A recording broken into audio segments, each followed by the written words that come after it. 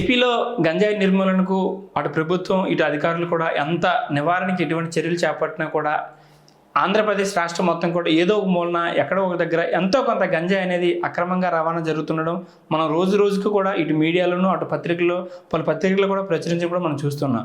అయితే ఇప్పటికీ గంజాయి అనేది కూడా గత ప్రభుత్వాలు కావచ్చు, ఈ ప్రభుత్వాలు కావచ్చు, కొంత విచ్చలవిడితనంగా అలాగే ఏ ప్రదేశంలో కావాలంటే ఆ ప్రదేశంలో అత్యంత చిన్న వయస్కుల చేతిలో కూడా గంజాయి లభిస్తుంది అనేది కూడా మనందరికీ తెలిసిన విషయమే.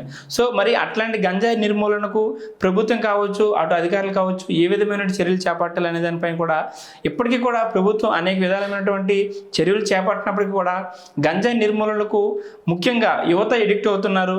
College students, engineering college students లాంటి యువకులు ఎడిక్ట్ అవుతున్నారు. కాబట్టి వాళ్ళకి గంజాయి నిర్మూలనకు అలాగే గంజాయి సేవించడం వలన వచ్చేటువంటి నష్టాలను కూడా చాలా చోట్ల అవగాహన కార్యక్రమాలు అటు పోలీస్ డిపార్ట్మెంట్ కావచ్చు, ఇటు ఎక్సైజ్ డిపార్ట్మెంట్ కావచ్చు, ఈ రెండు డిపార్ట్మెంట్లు కూడా వాళ్ళకి అవగాహన కార్యక్రమాన్ని చేపడుతూ ఉన్నారు.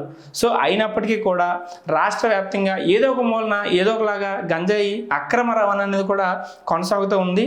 అది రీసెంట్గా విశాఖపట్నం లాంటి పెద్ద పెద్ద సిటీల్లో కూడా ఇంకా ఎక్కువ మోతాదులో కూడా గంజాయి లభిస్తుంది.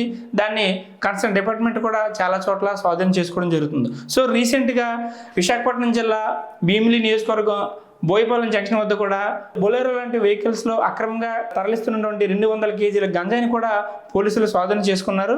సో ఈ అక్రమంగా